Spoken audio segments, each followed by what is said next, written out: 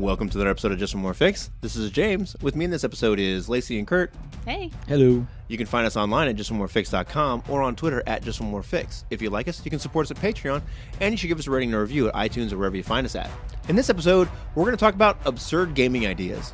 And now, it's time to get our gaming fix.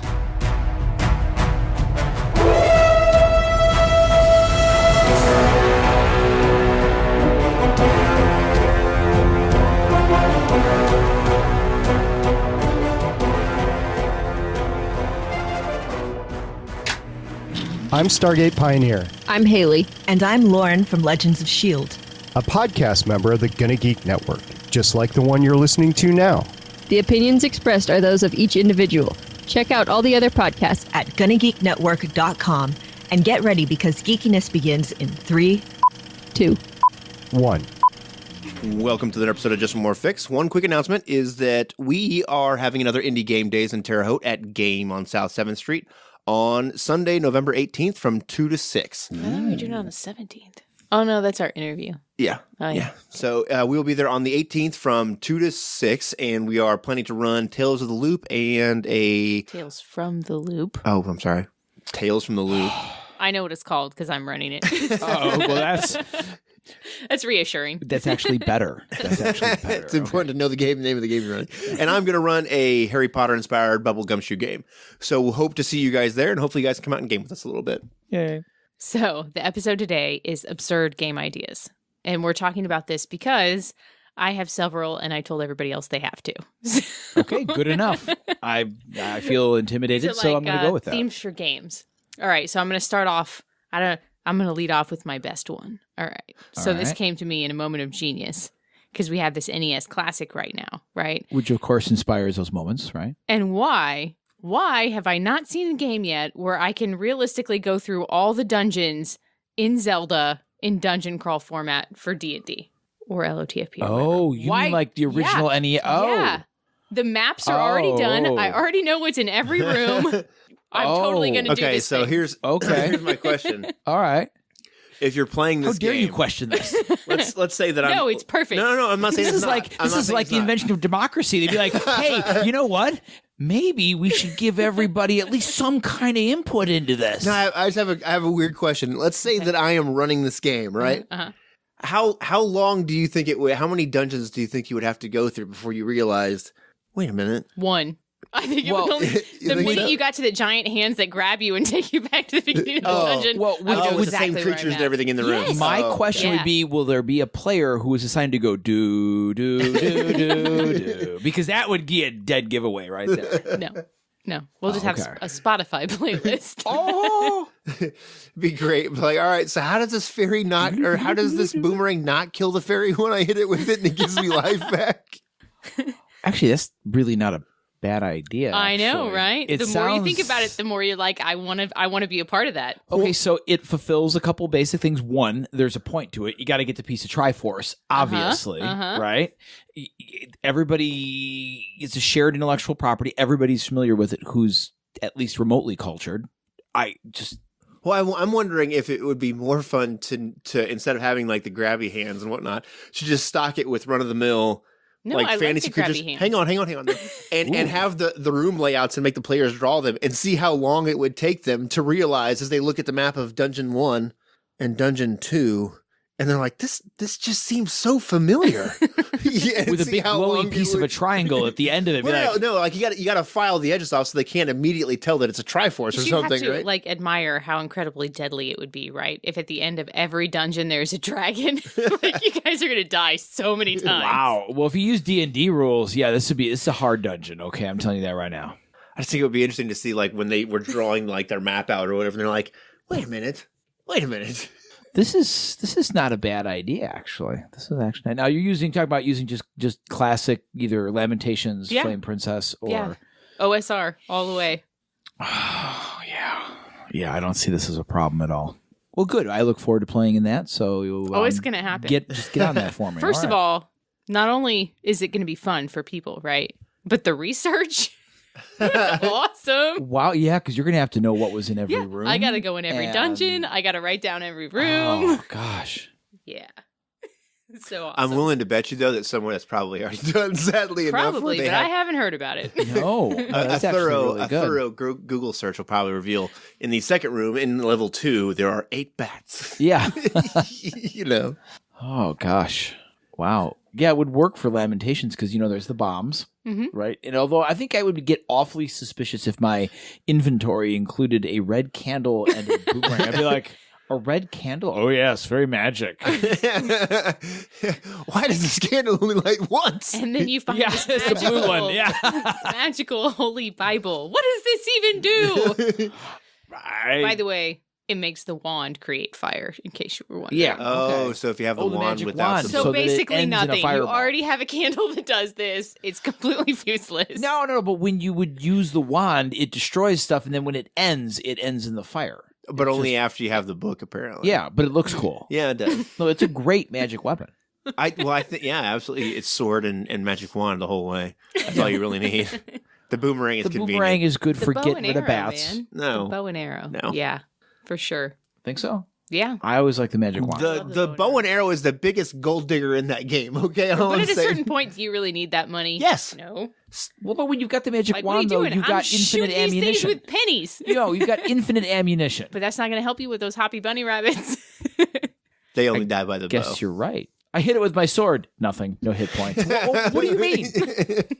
Oh my God, it's the hoppy bunnies. Or Tink Tanks when they come up from the ground. Those terrifying. It's like what's that movie? The one where the things come up. Tremors. Tremors. Yeah, that's They made 12 of them. Tink Tanks. I think is what they were called back. I can't remember. I really wish I could draw, right? Because how badass would it be to take those creatures and make them like LOTFP style? Rawr, with like spinning blades that come up from. It's like this, but scarier and weirder. I can't draw it, so I'm just going to need you to imagine it. It is a theater of the imagination, I suppose. So. All right, so follow that, suckers. We break now for a commercial. Do you go ahead? Wow, no, I'm just like anything I've got really just My sounds. second one is really good too. Why don't you give us lay us on with the second one? Because to be perfectly honest, I have to think of something. Because No, you have to take a break. Do you have one? I mean, I guess I could give you the second one. I kind of do, but we've mentioned the game before. I started a Sabbat game that was completely absurd at the beginning of it because it was basically, let's take the most ridiculously powerful clans that no one gets to play and the most ridiculously powerful abilities that no one gets to use. I got to be a Salubri. Yeah, she was a Salubri anti-tribute. Carrie was a Assamite anti-tribute. It was, and then Lee decided I'll be a Tremere anti-tribute. Do you really have to say Assamite anti-tribute? Is there like somebody on the good side? Yeah, because they were all like, usually neutral. Yeah, well, there's a Cam Assamite somewhere. There's a few, but when you say Assamite, generally it means that they're independent part and they follow Hakim. So okay. But fair enough. And then Lee thought, oh, it'll be cool. I'll play a Tremere anti-tribute. But as it turns out, being a Tremere in the spot means you don't have access to a Chantry. So it's really hard to find magical power. So and it sort of became the running gag of the game, and that we had these two incredibly powerful machines of destruction. And this Tremere that could eventually have really crazy powers if you could just find some books. And we had the only Tremere Cam person that we were ever going to have the opportunity to Diablerize, and Carrie's Assamite character snuck in there and just drank him up. Sucked And him up. Oh, poor Lee. And he was like, the hell? No. So, and then as time went by, now it developed into a more serious, larger game, but it started off with the idea just being, let's just have some crazy powers and go with reckless abandon, no masquerade, no restraints, just go cause mayhem, essentially is what happened. And after, I feel like we played it for quite a while with sort of some craziness and absurdity happening. And then it sort of, it grew out of that almost because people began to like their characters a little too much. And then it was like, this is a little more dangerous now. We're taking on some crazy, powerful stuff. Let's dial it back a notch so we don't die. And then it kind of grew from there. Even when you're this weird random clan with crazy abilities, you're still a neonate. Yeah. So then you're like, I'm getting killed by a gangrel. That's as basic as it gets. Oh, basic. So it was a lot of fun. And it really, there was a lot of just Like normally when we play World of Darkness, it's much seriouser.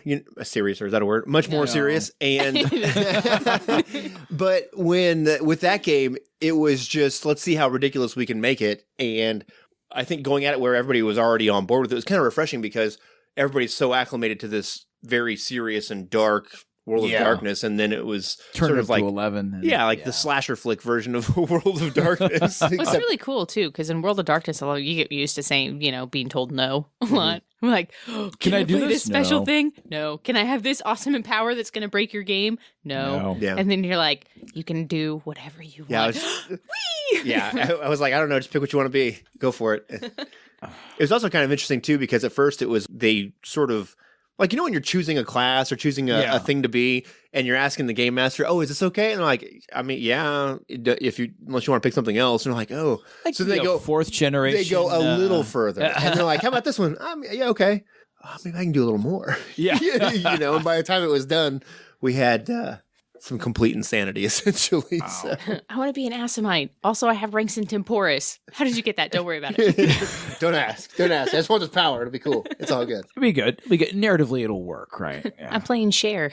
God, I don't even think I've got one that's that good. Mine was just, taking a classic sort of, either a Lamentations or a ED&D thing and just going and being, and of course, it's utterly stupid, but the troupe of like theater actors moving from one town to the next trying to avoid PCs who are basically just stabbing, the bags of experience and stealing their treasure. So you're gonna be like Galaxy Quest, the OSR game? So you're like you're the famous adventurer that's killed all those people, but really you're just an actor. I would totally play that game too. Oh, okay. It's a party of bards. Yeah, in essence, yeah, and just moving from town to town, and instead of doing tons of combat everywhere, it would be you versus the audience, and audiences would have so many hit points you'd have to try and knock them down to the point where like minstrels or troubadours, basically. Yeah, and if it's a bad enough performance, they'll tomato you. They'll tomato you. No, they'll beat you up and run you out of town on a rail, and it's dumb. It's absurd. I mean, it was something that could be fun though. Mm-hmm. When I was done with hack and slash and done with dungeons, because if you're basically a bunch of like traveling troubadours, you want to avoid everything that's made out of steel. Okay. Well, there's so many great moments that could happen because like if you do all this crazy stage combat, and then a bad thing happens in the town, they're like, oh, you have to bluff your way out of. Gleason really knows how to swing a sword. Let's go get him. And so as it turns out, Dick Van Dyke just knows how to fall really craftily. That's really all he's good at. Well, just a different type of story you could tell with that. I don't know. I mean, it sounded absurd, but just traveling minstrels whose job was to try not to get killed by a single goblin. I mean, a single goblin becomes a severe threat if you've got no combat ability. Oh my God, there's a goblin up ahead. It looks sick. Maybe we should go around it. Roll diplomacy. So basically, this is every Lamentations game without a fighter in it. It's a goblin! Oh my God! Wait, there's 6 of us. We've got a chance. Okay, Bob, but you're gonna be a sacrifice on this one. At least 3 of us aren't gonna make it. It would be cool because then you could like try and find a way to, if you wanted to keep it in that like OSR world where instead of having like melee attacks and range attacks or whatever, you would sort of convert that into different. Well, if you're doing like if you're troubadours or something, it would be like comedy or tragedy or drama or romance, and like those are the 4 different kinds of attack that you can use against the audience. To sort of wear them down. So maybe this place is in a really war-torn area, so they don't want to see tragedy right now. I don't know, but you should also have special abilities that can only be used during certain acts. Right. Like, this is clearly an Act 2 ability. You jumped the shark! You jumped the shark! Well, and things can go wrong. You can make the audience cry, but only in Act 3. Only in Act 3, yeah. So yeah, that's mine. And of course, there's the ever-present one, which I'm never going to run, but I always read it. Made. I feel like that game is kind of absurd in and of itself. It's ridiculous in and of itself. It has no basis in reality. Okay, it's anime. It has all its basis in reality. You're a maid. Okay. There are no dragons. There can be. Okay, if you read it, and and there's all sorts of... Okay, brace yourselves for a minute. The glory of Maid is that just came out of my mouth, is that it could go into any anime world. It could be made in Titan AE. Yeah. It could be made in, I don't know. It is the minstrel Attack on argument, Titan. right? Yeah. Yeah. Like, Or that's not Attack on Titan, not Titan. Yeah, AE. which I don't play even Attack want on to think about Titan. that game. But you're the maid. Yeah, in like Tower Rose or whatever, it's like, oh my God, that's awful. You're just going to die. Everyone around you is going to get eaten. That's how it's going to be. We're going to do the last airbender. You work at the temple as a maid. Oh my God. Can you even try to have to clean that up? That actually would be really hard. The ground has literally shifted here. What am I supposed to do with this? Yeah. No, it's, the vacuum is not going to work. It's just not. Why did I decide to work at the firebending temple? Why? Oh, could have worked at the rice restaurant. You know, What do they serve there? Rice. Fried or white, that's it. That's it. It's like a soup restaurant. We call it Rice and Company. Rice and Company. I think our next podcast episode should be creating a scenario for Maid. Oh my gosh. No, it can't happen. No, it can't happen. It's the unrunnable game. We could going through different forums and stuff, I found several places of guys that mentioned it on the RPG Reddit, right? Made. And yeah, Made. Oh gosh. And they talk about it like this is my go-to when we want to play something silly and ridiculous. And I was really kind of surprised that there were it's not a ton, but as much as I see some of the other obscure games that we play mentioned, I'm just kind of like, well, okay, so for what it is, if you look at Made, the RPG is from Japan, and obviously, and it is, for what it is, the book is put together masterfully, okay?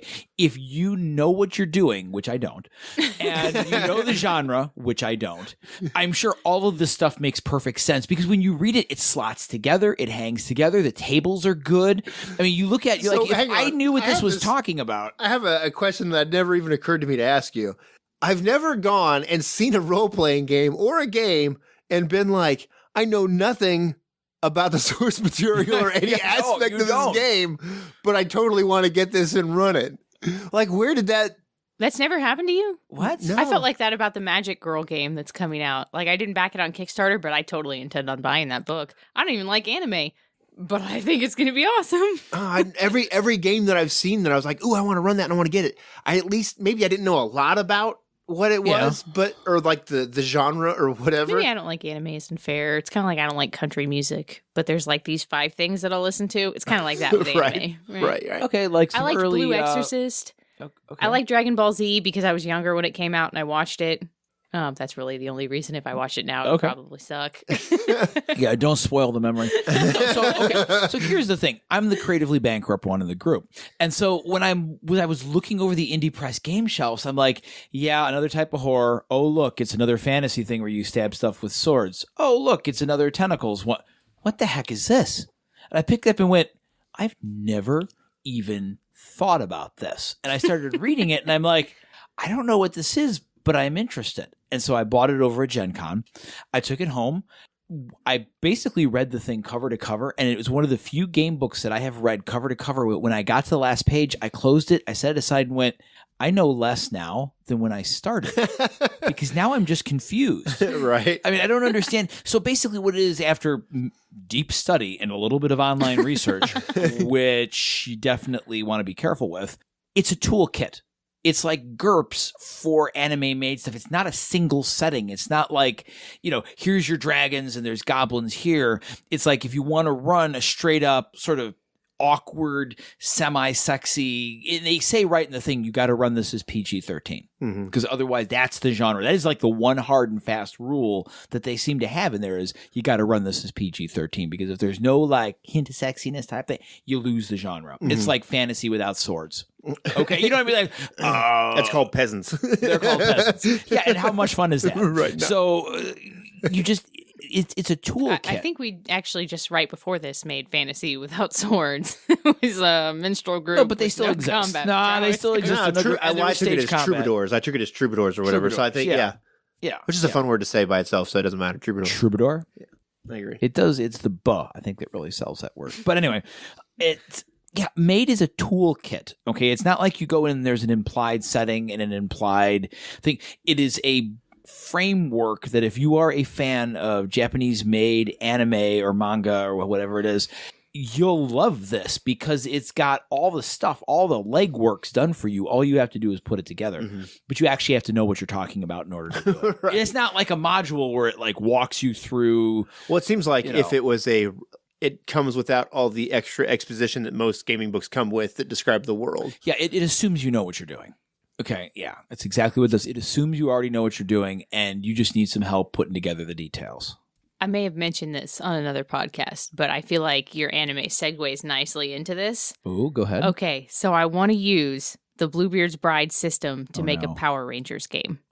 Stick with me because you're controlling one giant robot. I Sorry, see. hold on a second. And there's like five different people inside the robot, and you all have to work together just took to make it fight the giant bad guy. I just want to make one quick point. I feel like that while I will concede there, whether it's Voltron or Power Rangers or whatever, I'm going to go with Voltron because it's better. But you're just making if you are 5 lions that become one giant robot, that's sort of like saying that Dungeons and Dragons and any other game that uses the D20 are the same thing because they both. I just want to use the system. That's all I'm saying. Just the system. Just the Powered by the Apocalypse, and then you're combined into one. Mm-hmm. Right. Okay. Yeah, but like the personality idea. So you're all, but only one person is actually controlling what's going on. Right. So you all have a voice. You know, it's like the breakaway screen where all Right. 5 people are talking in their individual space, but then the leader's like, "Now we're going to do this." Now that you explain it, it works, and I'm having a moment of cognitive dissonance. I'm not even sure where to go with that because it's one of the few games I have to say that actually disturbed me a little bit. And because I'm kind of emotionally calloused, it's just all that. And then something that is so light and fluffy, it is the literary version of cotton candy, and then putting them together like that. You know what I mean? It's like cayenne ghost pepper jalapenos Cotton candy. with cotton candy, and I was like, okay, I'd play that just to see what the frick happens, really, because it doesn't sound like it would work, but it would. I think you could do it. You shut it down. Yeah, you just shut it down. No. I'm just thinking I don't like you just have the 5 different playbooks. Yeah. You'd make 5 playbooks, and then like they're all each of the 5 characters is kind of typecast or whatever. Like they're a trope, Right, exactly. and then you'd have moves that would work around whatever that trope is with your basic moves, and then your Voltron move essentially. Yeah. What was the robot form called for? I have slept since then. Yeah, which means it's not as good because you know what? Everybody remembers Voltron. It's the name of the show. First that thing of all, isn't I called didn't even know what that was until like last year. So, Power Rangers, my friend. Zords form the Mighty Zord or something? Megazord? Megazord? I don't know. I know my sister when she was little, was 8 years old, was into it, you know what I mean? But I was like 6 years older, so I was like, that's so lame. Voltron was better. Yeah, I had a Voltron. I didn't watch any of those like giant robot like animes. I saw Robotech a little bit because of my friends at school were into it, but I was like, the animation looks crummy. Right. And they're like, and I lost all my friends. But I had to find. They liked Robotech. It was worth it. It wasn't even animated. The one I was watching, it was real people and I don't know, puppets or something. Like I don't know what they made the giant things out of. But oh yes, yeah. Well, yeah, it was live actors and Megazord. and Yeah. Megazord. See, Is it ZORD? Yes, it is. Yeah, see, I've got that pop culture reference. Of course, it is. So randomly, we had a discussion about Power Rangers with Zeke or with Isaiah and Eliza, and she was like, "They fight the giant bugs. What are they called?" And I was like, "They're kaiju. They're kaiju." How do you do? Oh, there's the basis of that game. Yeah, just like Pacific Rim, we could just fight kaiju. It's basically what it is. It's just a children's version of Godzilla. It's a series of boss fights. That's all that's going on there. Okay. Well, it skips all the stuff Plus in between. teenage drama. It's like if you combined Monster Hearts, Bluebeard's Bride, and Maid. I'm kidding, not Maid, but that kaiju. Okay, I was just gonna say. You just officially lost me. I'm like, wait, nope, hold on, check please. Yeah. What is the kaiju game? Is there Isn't one it called kaiju? There's got to be one. I think it might There be is. You guys Kokaiju. played it. I didn't get to play it. I think it would take a lot of work, but you could definitely do it. It would take a lot of work, but I feel like the juice would be worth the squeeze. Ooh, I don't know.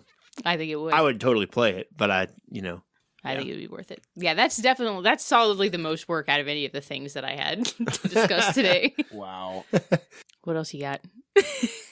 So I've had several Discworld game ideas, and I feel like anything that happens in Discworld is automatically absurd. Yeah. So I never settled on anything because I'm not a big fan of GURPS, and we have the GURPS Discworld books, but we're just going to use those as basically Because it takes still an an excellent accountant. because But it takes an accountant Yeah. to make the characters. So, but I thought about doing one with the sort of like Mort and the Unseen University. I think is kind of a fun place to go. But I really think that maybe you could do it with something like Fate would be easy because Discworld is so thematic, and I think the aspects sort of slide right into that, like your high concept. Well, I'm an orangutan or a polymorphed orangutan wizard librarian, right? And Boom! I think high concept orangutan sold. is his trouble. Oh, could be, yeah, polymorphed wizard. Because Could talking be. about like the banana thing. Yeah. I don't know. Maybe bananas are his trouble. I don't know. But there's so much.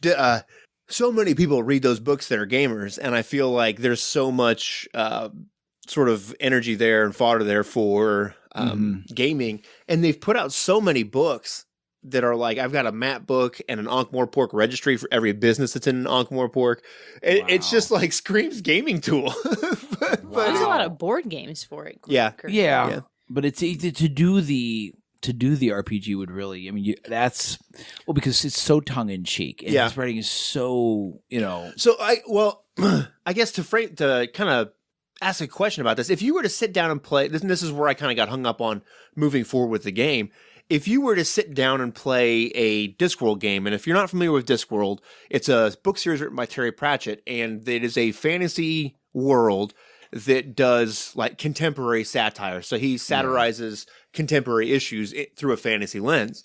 So if you played a game in Ankh-Morpork or any part of Discworld, would you be disappointed if there wasn't some larger satirical storyline going on about what the adventure or what you were doing was? Yes. I'm not sure. I think if it were silly, so yeah, how serious you want to be sitting down doing it, because satire is at its core is serious. But I don't think it's a thing that you can do just by yourself as a game master, because so much of how your story feels is how your players are playing it. Right. So I feel like there almost has to be some kind of like experience incentive for ironic action. You know what I mean? Like, well, I think too though, when you sit down to play, irony points. Discworld though, I feel like you should already be in that mindset. If you understand what the world is, we'll come and back what to it's setting about. expectations. Yeah, right? Exactly. Like that's what that world is. So I thought it would be easy to run sort of like you mentioned, a tongue-in-cheek fantasy game where there's some weirdness and some silliness happening. Yeah. But then I thought, but that's not really what I like so much about Discworld. What I really like about it is this how it satirizes everything, right? Mm-hmm. And you have all these weird contemporary like the Hogfather's a great example of it. It's very clearly clear what it is, and it's so awesome and done so well. But let's be honest, I'm not Terry Pratchett, and the games that I run are young adult fiction at best. Really, my biggest struggle in trying to run the Discworld game back when we did it forever ago. It was like, okay, I know the world and I know some of the creatures, but that's not enough for the Discworld feel. Yeah. Like you could very easily set it with that and just end up playing a regular fantasy game. Like, or there has to be some structure silly, over the top. Well, and I thought, and it is silly, but it's also something else. Yeah. Oh, and I didn't want it to turn into a parade of the cool people from the books. This is the Three Sisters, and here's Carrot, and here's Death, and here's all that. Here's death.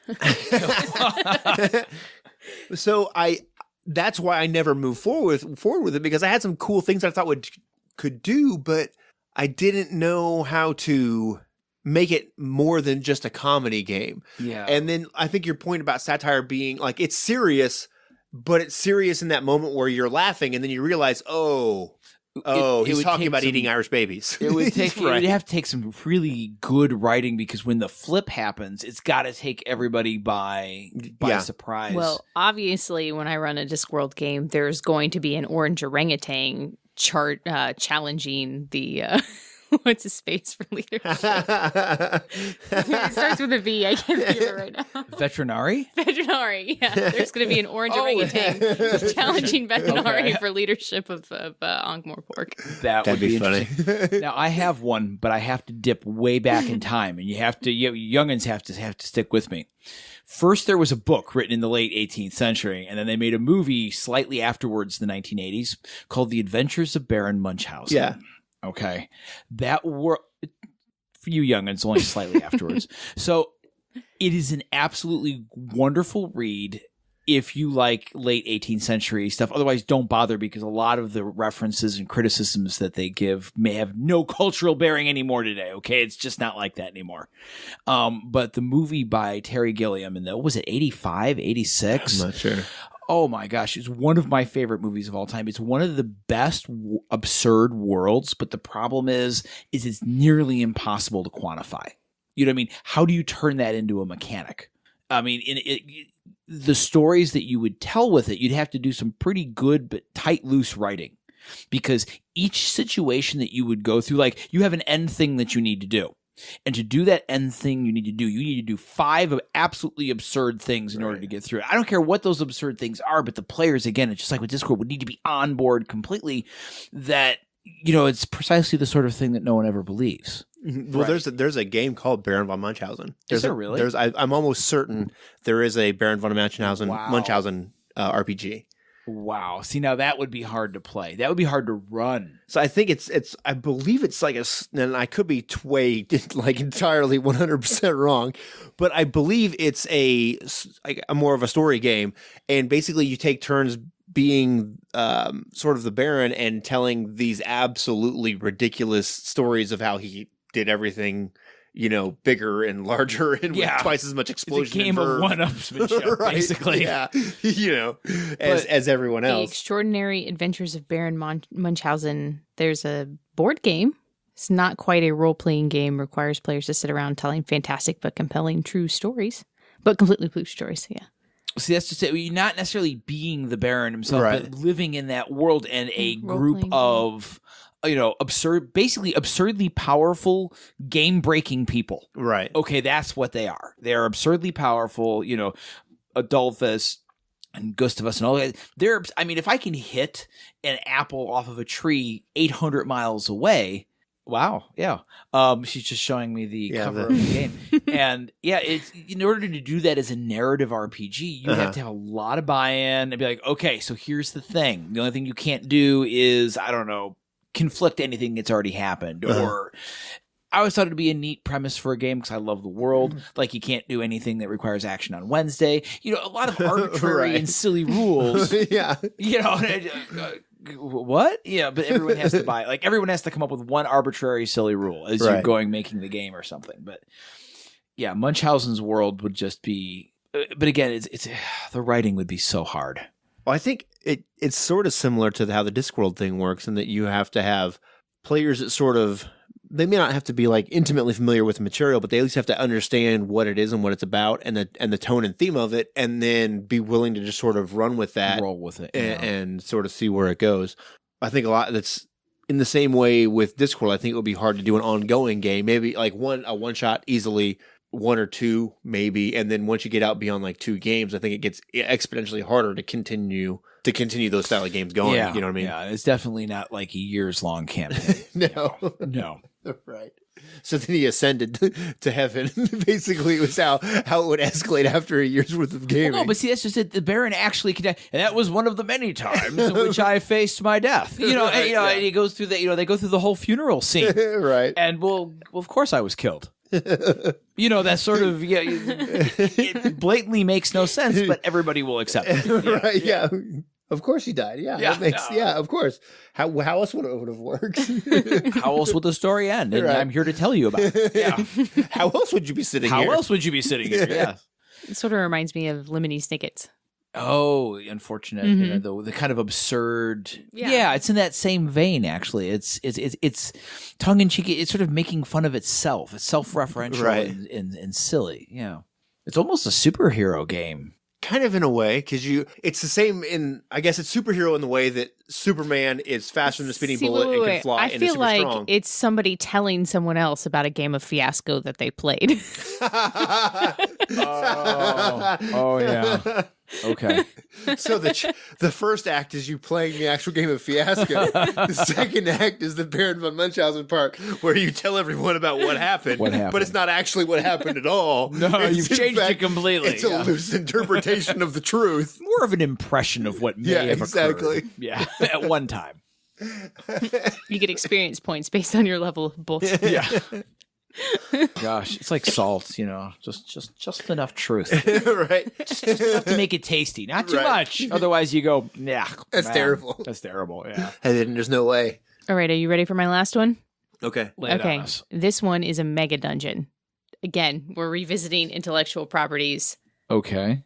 Okay, remember The Princess Bride? Yes. Okay, if you've only ever seen the movie, you only get a very, very brief glimpse of the torture dungeon. But if you read the book, when they go inside the tree where the torture chamber is, there are Okay. several levels upon which the prince keeps his magical exotic zoo of weird creatures from all around the world. And then the giant and the Spanish guy, right, the dueler. Inigo Montoya. How dare you kill my forget his sacred Prepare to name? die. Why did nobody correct me on the giant guy? You guys don't remember his name? Huh? Yeah, that's what I thought. Fezzik. Fezzik, yeah. In editing, he can 5 make it minutes sound later. like- edit that out. It okay. wasn't 5 minutes. It was more like 30 seconds, but I was more appalled by your forgetting of So my they- name is Inigo Montoya. Montoya. They make Yeah, shirts you killed about my it. father, It's still a prepared to meme. die. I got it. He It's announces still a meme. himself in the movie like 12 times. At the end, it's like 1 million when he's killing the six-finger man. Whatever. Vasily's my favorite. Never go up against a Sicilian. So they have to go through several levels of this dungeon Really? in order to get to the room where the man in black is. It wasn't in the budget. Yeah, it wasn't in the budget. It wasn't in the budget. Probably. And it's just completely full of fantastic, deadly creatures because they say, Prince Humperdinck is a legendary hunter, right? That's what she says. Like, he could track tracker. a falcon on a cloudy day. Da-da-da-da-da, right? Yeah. So he's a famous hunter, and he's gone all over the world to do this thing. And so all these creatures are collected in this magical menagerie. Huh? Yeah. And so it's a rescue mission, right? That's what you've been hired to do. It's a rescue So it's a mission mega dungeon inside a tree that has a purpose. full of crazy creatures, Okay. All right. right? I'll buy that. Yeah, I'll play that. Awesome. That's definitely a Lamentations Slam Princess. For sure. game. That is 100% right there. The crazy, And crazy you could prince. use the random Yeah. esoteric creature generator, Yeah. right? Because it says they're completely unbelievable creatures that nobody's ever seen. And, Plus, it's the and their 17 simulacra. So, Yeah. so and it's set in the right kind of time period. It's, Yep. Is it 1700s? Who knows? But it's knows? definitely not today. Isaiah had wanted me to show him sort of like running a game or whatever, right? Yeah. And so I was like, all right, great. So he made up this Lamentations dwarf, and I used that creature generator, Okay. right, from Lamentations. And to give you an idea of what can be generated randomly from that, Okay. it's kind of terrifying because I generated a half bug, half mammal creature, which turned out to be a half fly and half beaver. So What? Now this is where Claws. now when you embrace it, it gets really terrifying. So imagine a beaver with its large, brown, hairy, oily body, With its tail. 2 giant fly eyes, the fly legs, the fly wings, and the beaver teeth to sort of Ugh. tear trees down, that flies around and It builds can tear dams. trees down. Yeah, and builds dams and lives inside those things. And Wow, that's not good. no, and No. the look on Isaiah's face when I described this flying beaver, or not bee, Flying fly, death beaver. death beaver, yeah. Yeah, He sorry. was like, what? Wait, did what? Yeah, That's not a kobold. That's not a kobold. And I said, this is the scope of possibility of what you could do. And I thought, what better way to show scope of possibility Not going to sleep now. than with the random creature generator, right? And sort of that's like the level of sort of weirdness that might come out of that dungeon. That would be really fun to do. Wow. What's the Simulacra one book? What is that? So it's the random esoteric creature generator for fantasy role-playing games and their simulacra. That's what we're talking about. That's what I think the full official title is. And I'm really impressed that you just remembered that, because I'm like, I remember that book, the one with the monsters. Blue with shiny green letters. Yeah, that one. I've got another one. I don't know why World of Darkness just must be on my brain today, but we had an Ultramere game that I played in. Mm-hmm. And wait a minute, for those of us not intimately familiar with the vampire thing, again, Tremere. Tremere, it's Vampire the Masquerade, and Tremere are the wizard vampires that sort of were trying to really pursue. They're the player at your table that was like, I want to play a wizard, and you're like, we don't have a vampire that's a wizard. I want to play a wizard. They're like, fine. The wizards created a way to become vampires by accident. They were just trying to be immortal, and now they're vampires. There is a cool irony in it, in that they were trying to do the Philosopher's Stone ritual to become immortal, and they made themselves into vampires. So they're vampire wizards. So that's a pretty nasty sounding combination. They're terrifying. Yes. So we were all Tremere. Well, part of the thing in the Tremere is there's a sort of very definite hierarchy of authority, because there's levels of apprentice and all this kind of stuff. So it was an interesting thing in that we are all wizards, Tremere, wizard vampires basically, and it was an entire vampire game that had nothing to do with the world of vampire and only about us basically trying to find ways to screw each other over to impress the regent so that I could get promoted and not you and not you. And it only glancingly touched the world of Darkness and vampire because we were so concerned about our own Tremere business. What it did do, though, is it made me sort of see clan business much differently. So it was just very different. It's because when you think of absurd for games, I think a lot of times when you look at World of Darkness games, you just play sort of a regular vampire game or whatever. And it was very different. There's an expectation that it's going to be about vampires eating people and trying not to get caught. Right. Okay. And in this case, it was just complete, absolute backstabbery, which is normal for vampire, but all within one clan and within like 4 or 5 people that was just like, oh, I see what he did. So now I have to double do what he did without this guy knowing it. It was a lot of fun, and it was just very different. And then we ended up with I think a demon in the group. My Tremere died, and they allowed me to make up a possessed acolyte, like ghoul basically. Ooh. That had I had one person who was worshiping me and was full in like demonology, and was trying to convert the other characters without anyone else knowing that I was the demon or whatever. So it kind of grew and went a little crazy, but it was a fun game. It was a good time. That's cool. No, I was just thinking, you're familiar obviously with the Monster Hearts system, right? Oh yeah. So just sitting here just now, I was thinking, God, wouldn't it be fun? It's basically politics within a group, right? Taking a combination of the TV show The Office and Monster Hearts, and just putting it together, and you're trying not to get fired and get promoted, while at the same time, with all the things that Monster Hearts has, except without monsters. Right. The monsters are just like the supervisor, the shift guy, the custodian, the night custodian, and those are the challenges you have to over TPS reports, and your computer fails, and it turns out because somebody sabotaged a network jack. This lurking IT guy in the background just kind of moves, in the shadows. I actually created this perfect NPC for Changeling because you feed off emotions. So my idea was to have a character that fed off the emotions of frustration, and created a telemarketing company. and really, like, the company was just a front for his actual need, which was frustrating. So you just like put people on hold, transfer them 5 times for no reason for Comcast or something. Yeah, right. Oh gosh, yeah. No, I just think about that. God, I wish I knew Monster Hearts better, because you can just call it, the Office Dungeon or something. Right. I don't know what you would call it, but it would just be. It's like, wow, if you could get the Office people to get. It would just be called. Mifflin, did you see that branding. Memo? Did you see that memo? Yeah. And somebody's in you can try and advance, but then you're trying to go to night school, so you got the night witches thing going on. You get your daytime nighttime problem, and you're so much exhaustion from how much you're trying to do. Coffee should have magic powers. Oh God! And there should be like some sort of like, you know how in the Call of Cthulhu thing now there's for Gumshoe there's stability and sanity. Mm-hmm. So when things happen, like you go up to the there's no physical mechanic at all. It's all just emotional and mental trauma. Yeah, no, it's all mental stress. That's just it. And so instead of hit points, you have stability. And you get up to the coffee thing, and the lights are all on, and you smell coffee. You get up, and it's empty. And somebody didn't make more. Okay, that's going to be like a 2d6 hit on your stability right there, right? And then of course, even worse. Like it could be where there's like a 1/4 inch of coffee left, but somebody left the warmer on, and it's just burnt to now the you bottom. Got to clean it. You if got to you clean want. it out and then make more. Meanwhile, your emails are piling up, right? And your boss, be like, "Did you see my email?" Yeah, that'd be great if you could get right on that and for the me. corporation sent you a phishing email on purpose just to see if you would fall for the phishing email. Yeah. Email management would be like a skill. You opened it. Yeah. And then, oh gosh.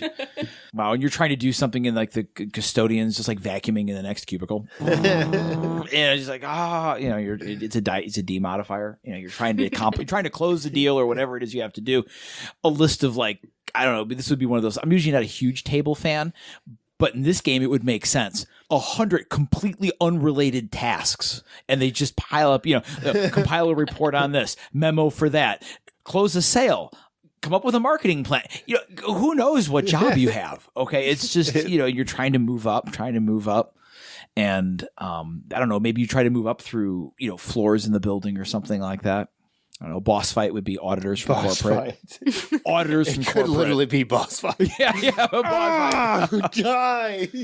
Oh gosh. Yeah. So there you go. The final move would be called going postal. Yeah. Oh, well, that'd be a dark twist on it. But I just, cubicles and email. I'm not sure what you'd call it, but cubicles and coffee. There you go. Trying to think. That's it for me. That's it. I'm done. Okay. So does anybody do you guys have any other absurd ideas to just toss out, or are we closing this one down here? I'm gonna close it down for me, and I'm good. Everybody go get a beer. So if you're looking to run an absurd game and you want to find some kind of inspiration for it to get things rolling, sometimes what I think the easiest way to do it is to go to games that have random generators for things. Oh gosh. And just roll away and see what happens. Wait.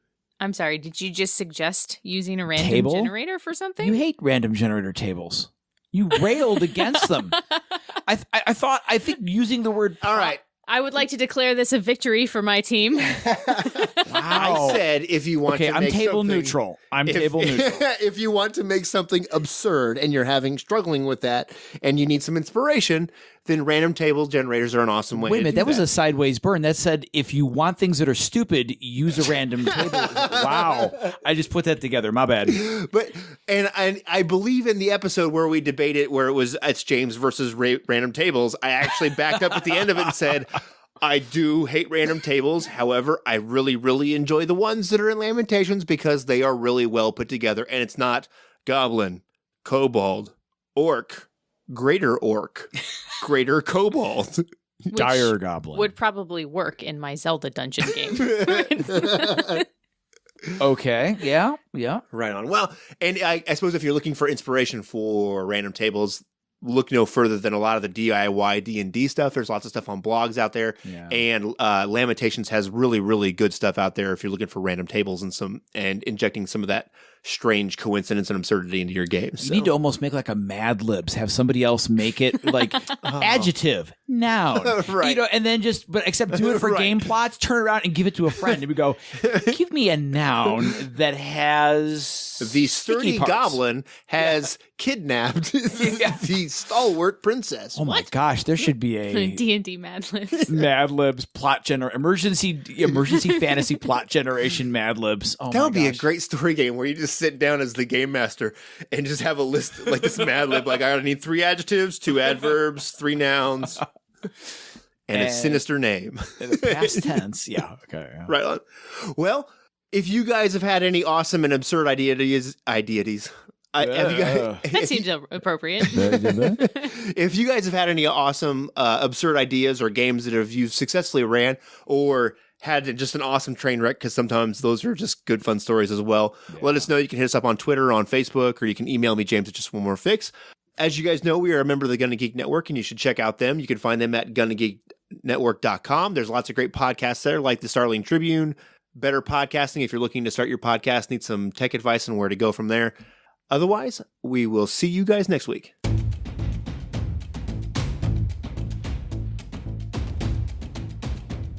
Thanks for listening. This has been an episode of Just One More Fix. Music has been provided by Kevin MacLeod. You can find him at incompetech.com. You can support us at patreon.com/justonemorefix or follow us on Twitter at JustOneMoreFix.